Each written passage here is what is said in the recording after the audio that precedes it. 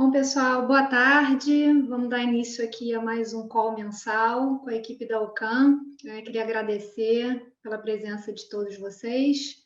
A gente, mais uma vez, vai contar com o Duda, que é o nosso CIO e gestor de renda variável, com Paulo Val, que é nosso economista, e com Pedro, Drey e Fernando Chibante, que são gestores macro, tá? E da mesma forma que a gente fez nas últimas vezes, a gente vai deixar aquele Q&A aberto para vocês fazerem as perguntas e ao longo do call a gente vai tentar responder a maioria delas, tá?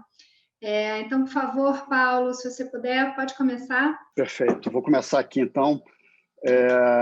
Eu acho que na parte externa, a gente tem dois eventos, né? O primeiro deles é o começo do processo de vacinação, ganhando um pouquinho mais de tração agora, mas o que a gente ainda está vendo que esses primeiros passos eles ainda estão bem graduais. Na verdade, tem uma certa decepção com a velocidade dele na maioria dos países. Israel é a grande exceção, porque já tem um percentual grande da população que foi vacinado. Inclusive, é um estudo de caso interessante, mas principalmente na União Europeia, nos emergentes, a gente está vendo um processo um pouco mais lento. E isso acontece com esse surgimento de novas variedades do vírus, essas mutações, né? E aí, apesar de ter algumas declarações que a vacina é eficaz também contra algumas dessas variantes, dependendo da vacina, sempre fica uma dúvida maior. Então, acho que nesse contexto é importante ter uma agilidade maior no processo, até para, pelo menos das versões que a vacina funciona, a gente conseguir imunizar um percentual maior da população global e desafogar o sistema de saúde. Então, acho que segue essa a grande interrogação, vamos falar assim, ao redor do mundo, que, enfim, deve ser um pouco mais, a gente deve ter um pouco mais de claridade nisso nas próximas semanas, desse aumento de velocidade. Além disso, ainda na parte externa, a gente teve a transmissão de poder nos Estados Unidos, do Trump para o Biden.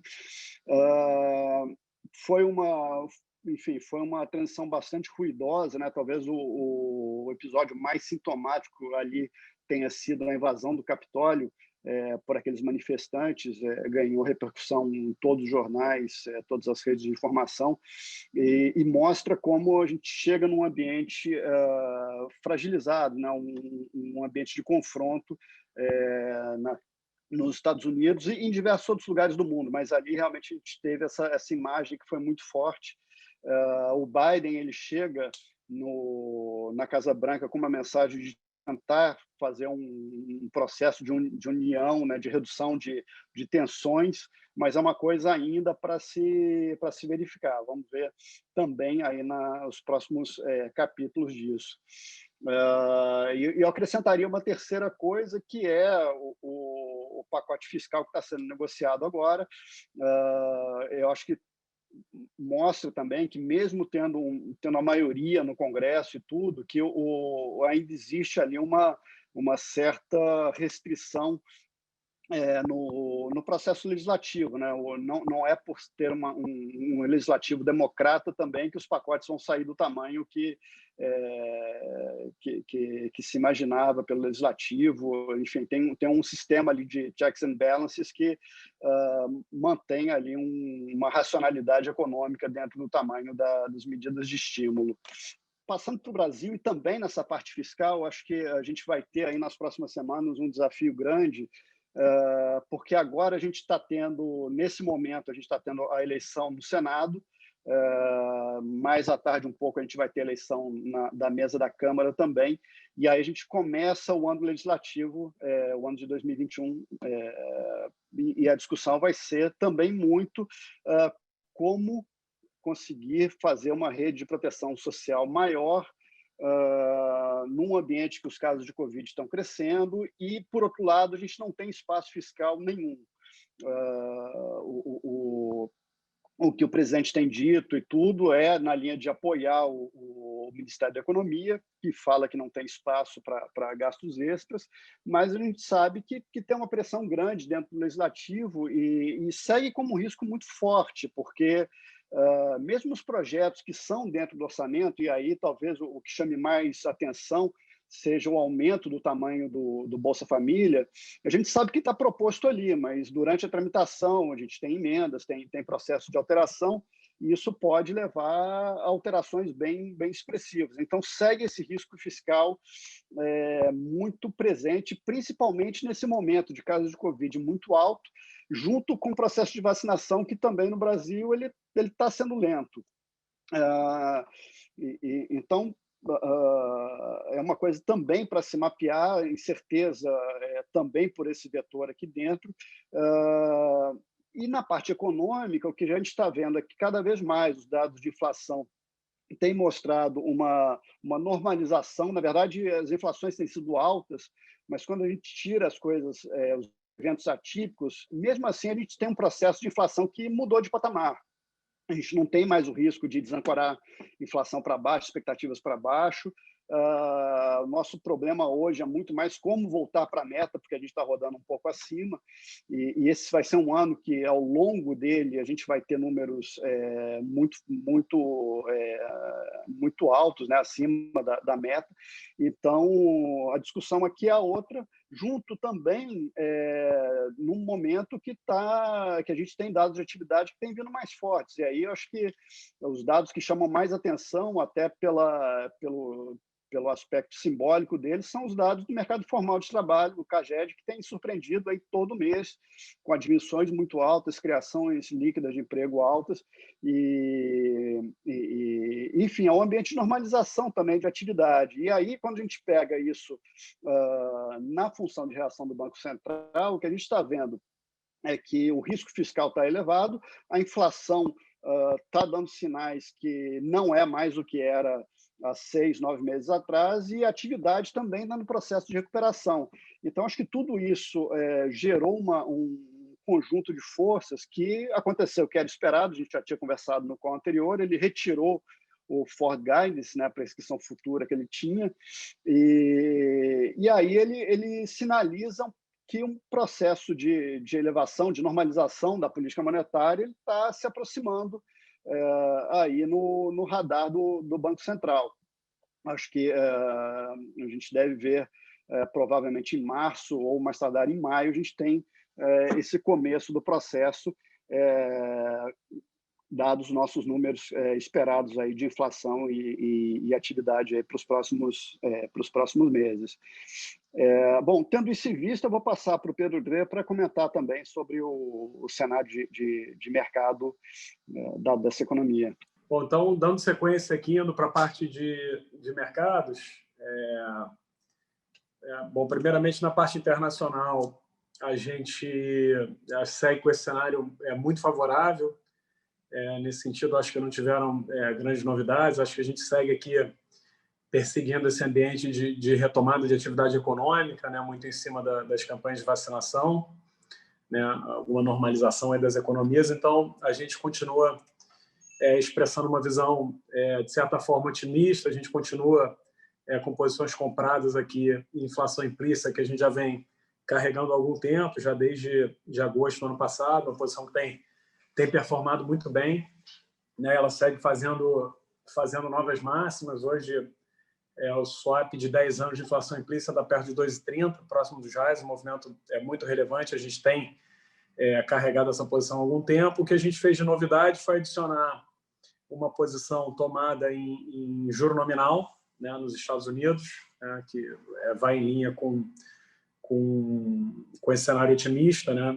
Você tem vários vetores aí que podem conspirar a favor de uma abertura de juros nos Estados Unidos. A gente está perseguindo isso. A gente, na verdade, realizou um pedaço da compra de inflação implícita, dada a performance muito positiva. Ainda temos uma posição considerável e adicionamos aqui, então, uma posição tomada no juros de 10 anos americano, né, com esse cenário otimista, que acho que não tem grandes novidades. O grande evento lá de fora, o FONC, a reunião do Banco Central dos Estados Unidos na semana passada, não trouxe grandes novidades. Acho que continua mostrando um Banco Central muito na defensiva, né? A preocupação dele ainda é inflação baixa e não inflação alta. Então, o Banco Central não tem se mostrado como um agente que pretende baixar um pouco a fervura dessa retomada de atividade econômica, principalmente nos Estados Unidos, que vem vindo muito bem, né? Então, essencialmente, é um cenário muito otimista. Acho que o desafio que a gente tem aqui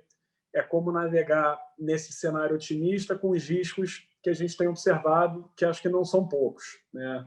E aí, nesse sentido, traz um pouco de apreensão os episódios recentes. A gente viu, mais uma vez, um episódio de volatilidade que chama atenção agora em janeiro, né? Aquele índice de volatilidade da Bolsa Americana, o VIX, né, fez um movimento de 10 pontos percentuais, saiu aí de, vamos dizer, 23 para 33, são 10 pontos percentuais, um movimento muito relevante. Então, a gente tem observado alguns riscos, tem chamado muita atenção, acho que principalmente o fato do movimento de retomada dos ativos, né? O movimento de preço foi muito expressivo em alguns ativos, isso chama muita atenção da gente. O fechamento de juro real foi tão expressivo ao longo dos últimos meses que tem impulsionado os agentes aí para tomar risco. A gente tem medo de que surja um excesso de alavancagem, né, em alguns setores. Então, como a gente está num cenário de retomada, né, e de reflação, eu acho que se essa reflação vier muito forte, pegar um ambiente onde você tem excesso de alavancagem, né, o desmonte de posições pode ser um pouco perigoso. Então, isso deixa a gente com alguma postura de cautela, né? Porque você pode ter também episódios de uma abertura de juro mais forte nos Estados Unidos, o que é sempre preocupante, né? Você tem muitos vetores que conspiram nessa direção, que você poderia trigar esse movimento. Você tem, né, toda a parte fiscal que ainda não caminhou de maneira clara, mas é um risco certamente altista. Toda a necessidade do Tesouro Americano de financiar o déficit coloca um risco também de uma abertura mais forte de taxas, né? E você tem, principalmente, a economia americana performando muito bem, com exceção da China, que a China, acho que a expectativa de crescimento é alguma coisa perto de 8%, os Estados Unidos, acho que vem logo atrás, aí tem risco dos Estados Unidos crescer 6%, 7% esse ano agora. Então, é um panorama muito positivo, mas que você pode ter alguma realização trigada por uma eventual abertura de juros ou algum print de inflação mais forte, mas, de certa forma, a gente está tentando perseguir esses dois temas, tanto alta de juro quanto alta de inflação implícita. Mas, essencialmente, assim, a gente está falando aqui de cautela, mas, essencialmente, o cenário, acho que é muito otimista, é um cenário de normalização, né? Essa reflação mal venha muito saudável para você permitir reflação com crescimento, permitir a desalavancagem dos balanços públicos, né, que é fundamental para a gente ter um cenário de crescimento sustentado, com grande produtividade à frente. Então, é um cenário muito otimista, né? O desafio é você conciliar esse cenário otimista com os riscos.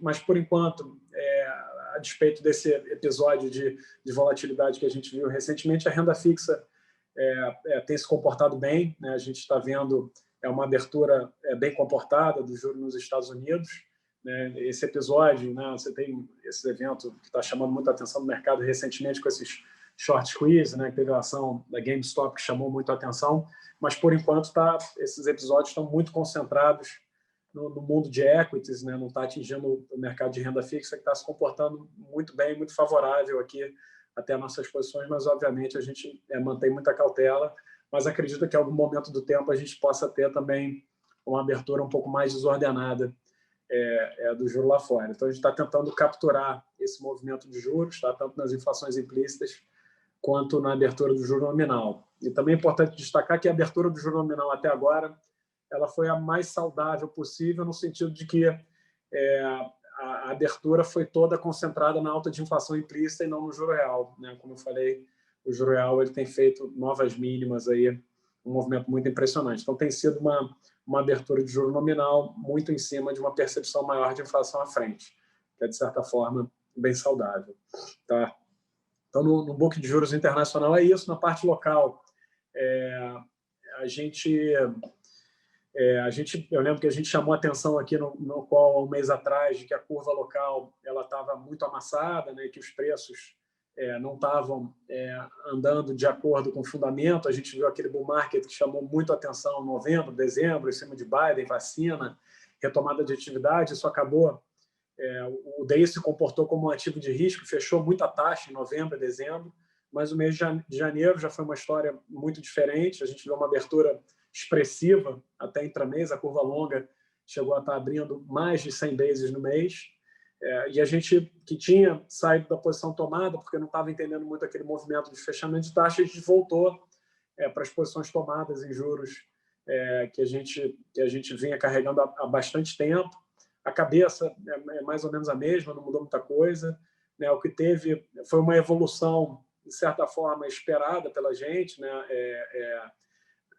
Principalmente com relação à postura do Banco Central, que está seguindo, né, o protocolo dele. Naquela reunião de dezembro, ele tinha avisado que o Forward Guidance tinha subido no telhado. Agora, na reunião de janeiro, ele efetivamente derrubou o Forward Guidance, né?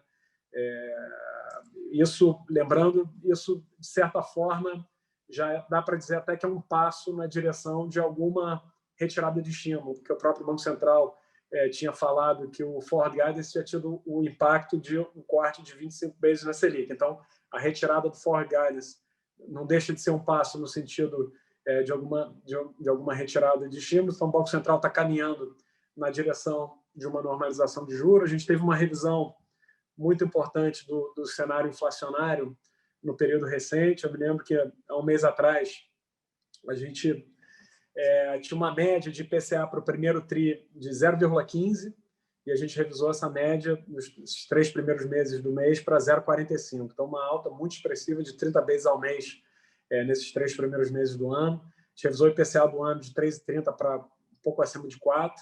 Né? Você tem alimentação, tem algumas coisas que subiram, chamam um pouco a atenção, mas, de qualquer forma, é uma inflação acima da meta. Então, a gente tem uma convicção bem relevante de que o Banco Central pode estar iniciando esse processo de normalização agora em março.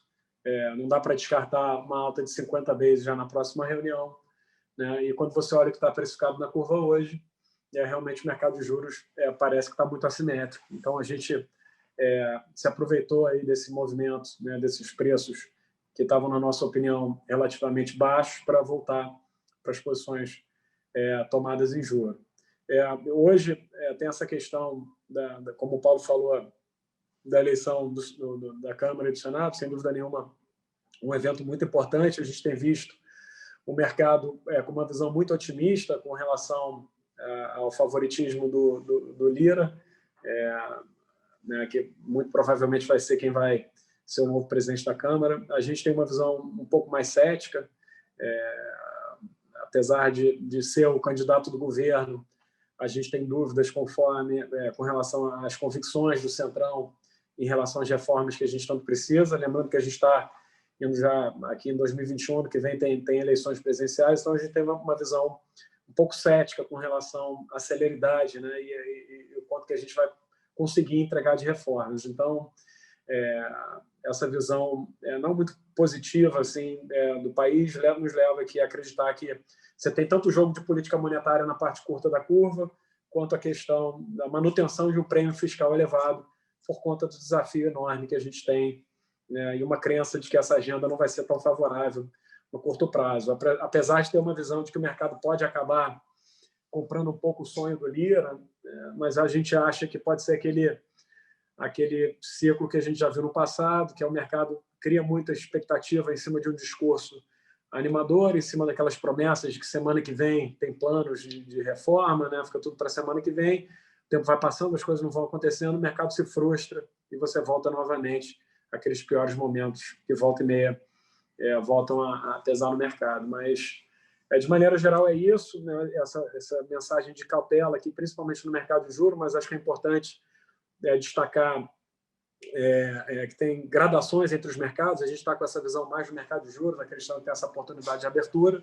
É uma visão que você poderia dizer negativa, mas acho que está muito concentrado no mercado de juros, né? Você tem o desafio aqui também é você encaixar essa visão mais negativa do Brasil num ambiente internacional relativamente favorável. Então, isso não é fácil, mas a gente acredita que o mercado de juros é o mercado onde a gente consegue expressar, é o mercado mais fértil para a gente expressar essa visão um pouco mais negativa. Acho que é isso da parte de juros. Eu vou dar sequência aqui e passar para o Chibante para falar de moedas. Obrigado, Pedro. Bom, boa tarde a todos. Falando aqui na parte de câmbio, acho que foram, depois desses 2 meses, aí, basicamente, onde o dólar se desvalorizou bastante aí contra a maioria das moedas, o mês de janeiro acabou sendo um mês que reverteu uma parte média desse movimento. Acho que com poucas exceções, como a moeda da China, a lira turca e a moeda da Noruega, o dólar em geral acabou apreciando bem no mês. O real acabou sendo destaque negativo no mês, com queda de quase 5%. E uma coisa interessante também é o fato da volatilidade das moedas emergentes terem aumentado bastante aí, novamente, ao longo do mês de janeiro, de uma maneira geral. E também, no caso do real, não foi diferente. A gente acabou sendo um destaque nesse sentido também. A vol aqui do real passou novamente a operar acima de 20%, que é um nível historicamente ainda muito alto. Com isso, o BC voltou a atuar no mercado via swap. Em 2 ocasiões ao longo do mês, né, em 2 dias diferentes, ele acabou fazendo 2 vendas de 500 milhões, então 1 bi no total. E isso tudo acontecendo ainda com fluxo financeiro sendo bastante positivo. Os dados que a gente tem até o dia 22 foram bastante bons. A gente teve a entrada financeira de quase 4 bi, foram 3 bi e 3 bi 700 de dólar. Então, mesmo com essa entrada mais positiva, ainda assim a moeda ficou pressionada e foi necessária a entrada do Banco Central em 2 ocasiões. Falando agora na parte de book, a gente tinha entrado um mês com a posição um pouco mais alocada no real. A gente, justamente por conta desse aumento de volatilidade, a gente optou por sair dessa posição. Então, a gente tem operado o real, mas menos como alocação e muito mais de maneira tática. E no book internacional, a gente vinha exprimindo uma visão mais negativa com o dólar e mais favorável aí para cenário internacional e para risco, através de uma posição que eu cheguei a comentar aqui no mês passado, no peso chileno, né? A gente carregou essa posição até o finalzinho de dezembro e, basicamente, a gente estava olhando para voltar para essa posição ao longo do mês de janeiro, mas o Banco Central de lá acabou anunciando um programa de recomposição de reservas. Então, dessa forma, ele estava anunciando, de fato, um programa expressivo de compra de dólares, né? Então, a gente optou por ficar de fora nesse sentido, né? de escolher expressar essa nossa visão de uma maneira alternativa. Então, dessa forma, a gente optou por fazer uma cesta de moedas, basicamente contra o dólar, e essa cesta é composta hoje, no momento, por peso mexicano, dólar australiano e coroa norueguesa. Tá? Então, acho que basicamente é o que a gente tem hoje aqui no book, e acho que é isso. Com isso, eu passo agora para o Duda, para comentar a parte de renda variável e fazer as considerações finais. Obrigado, Chibante. Aqui é o Duda, gestor de ações e gestor do portfólio manager de todos os fundos. Eu acho que foi comentado aí um pouco do mês, o que nós observamos foi um pouco uma reversão de um cenário favorável, no caso do Brasil, extremamente favorável, aí que desde novembro, né? Então, desde novembro, principalmente após a eleição americana, onde os agentes voltaram a alocar risco e com a vitória democrata apostaram numa desvalorização do dólar favorável a mercados emergentes, você teve uma grande alocação para o Brasil como um emergente relevante e que principalmente os players globais estavam pouco alocados. Então, o Brasil estava underweight. Como a gente percebe alguns cases no Brasil, apesar dos desafios macro que a gente tem no Brasil, a gente vê como um cenário favorável, então a gente continua otimista para gerar valor em ações aqui no Brasil, mas do ponto de vista de fluxo, a gente achava que esse processo talvez não fosse tão consistente. Então, em dezembro, em janeiro, você ainda tinha um pouco de alocação para fluxo, e a gente achava que isso poderia reverter. Então, quando a Bolsa estava acima de 120 mil pontos, a gente procurou diminuir um pouco a carteira, principalmente proteger mais a carteira e realizar algumas posições. Então, a gente diminuiu em Brasil, se mostrou uma decisão bastante acertada, né? Do ponto de vista desse mês, continua, como o ano passado teve uma volatilidade muito grande, todos comentaram aí da volatilidade, eu acho que foi mais um mês bastante importante a gestão de risco. Quando você olha, alguns gestores de hedge funds lá fora sofreram bastante, né, no processo desse short squeeze que teve lá fora. É sempre interessante a gente chamar a atenção, que a gente pode sempre enumerar os mais importantes riscos para o ano, e sempre vai acontecer algo que não está mapeado, e isso é o mais risco, né? O mais importante sobre o risco é que você não sabe. Então, a gente sempre chamou a atenção disso. Eu, em mais de 25 anos como gestor, nunca tinha visto um short squeeze tão forte lá fora. É uma derivada do mercado altista, então também acho que não há uma reversão do mercado lá fora.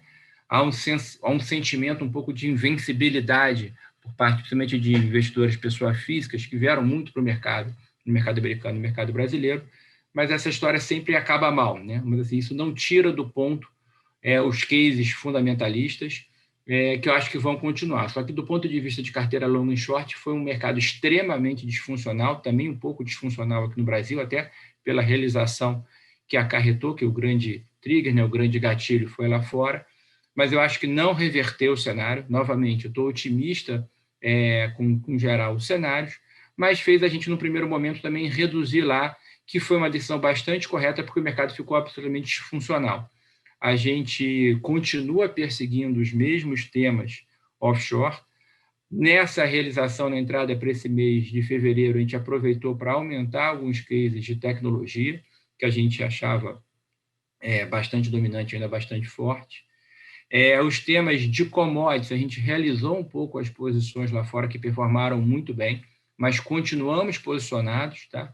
Os cases de commodities ligados a minério, a níquel, a case de cobre, que continua bastante forte, e toda a parte de investimento que a gente está fazendo em energias alternativas também continua bastante presente. Então, a gente continua gostando de empresas preponderantemente commodities ligadas a baterias elétricas. Teve um case, por exemplo, que a gente acha que a gente é ligado a uma nova tecnologia, mas ligado a commodities e hidrogênio, que subiu mais de 80% no mês, ou seja, confirma a grande opcionalidade de você fazer um bom stock pick, uma boa seleção de ativos. Mas a gente também investe em cases de lítio, de nitrogênio, como eu falei, né, de hidrogênio, perdão, como eu falei. Então, uma série de outras commodities, cobre, níquel, commodities ligadas a baterias elétricas. Na parte de tecnologia, a gente continua achando os temas de 5G ligados a 5G. Então, a gente gosta da própria Apple, que é uma empresa que a gente tem continuado a perseguir o investimento, que novamente entregou um resultado acima das expectativas do mercado.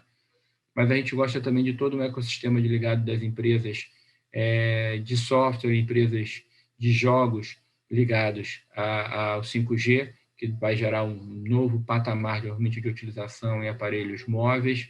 A gente continua gostando de empresas de e-commerce lá fora, estamos perseguindo voltar, inclusive, para a China, que a gente teve uma operação de Alibaba, uma posição de Alibaba no passado, com a intervenção do governo chinês, a gente saiu, mas a gente já está estudando e vendo outras oportunidades bastante favoráveis. Então, a gente está num modo, de novo, otimista. Eu acho que essa realização foi muito técnica.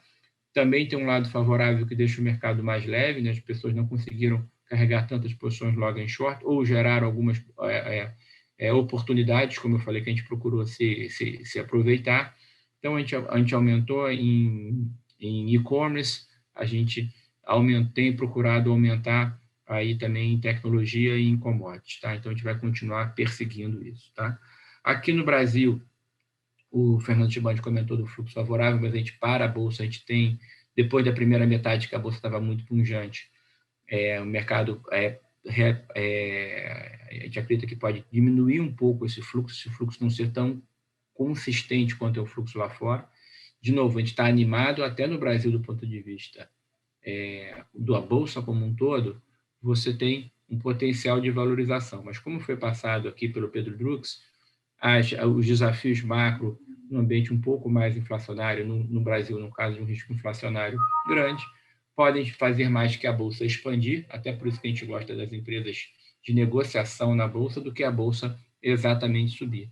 E a gente fica feliz que a gente, depois de pegar os movimentos de novembro e dezembro altistas, a Bolsa realiza aqui mais 3%, que é mais de 1% lá fora, e a gente consegue preservar capital, não perder nem no Brasil, nem nos Estados Unidos. É claro que a gente fica frustrado porque o movimento estava ainda pungente, a gente viu um fluxo lá para fora, a gente viu que esse movimento poderia continuar, mas se teve uma reversão, a gente conseguiu preservar capital, já conseguiu se aproveitar de algumas oportunidades de distorção nesse ambiente de volatilidade, já estamos entrando em fevereiro gerando novo valor, né? Até nos fundos institucionais, que tem menos stock picking lá fora, porque só podem negociar ativos no Brasil, a gente ganhou dinheiro, e os fundos de ações a gente bateu o benchmark. Então, do ponto de vista do primeiro risco, fluxo, eu acho que ele não vai ser tão consistente no Brasil, mas os fluxos de pessoas físicas, as ofertas no Brasil continuam extremamente expansivas.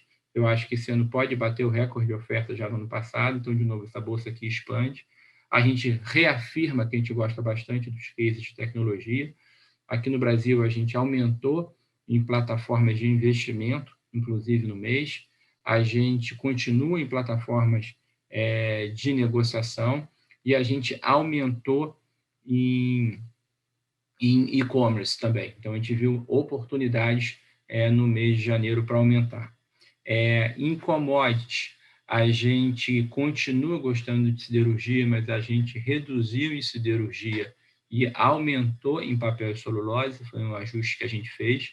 A gente continua gostando bastante de mineração e, basicamente, em Vale, a gente continua achando que é um case bastante síntese para você pegar umas séries de temas que eu citei aqui, que são temas que vão ficar em voga esse ano, que é o crescimento da China, no caso do níquel, que a Vale possui uma commodity que é insumo para baterias, o próprio minério de ferro, que se aproveita da recuperação, e eu acho que esse ano é provável, apesar dos desencontros que você ainda teve em janeiro, de um acordo no Ministério Público. A Vale, eu acho que tem muito a conseguir diminuir o desconto por questões de ESG. Eu acho que a Vale está tentando fazer esse movimento, nossas métricas, inclusive, dos pontos de ambiental, social e governança, eles estão endereçando. Falta realmente ter uma reversão maior do acidente, que é muito punitivo para a empresa. Então, a gente continua gostando e também acha que, de novo, não reverteu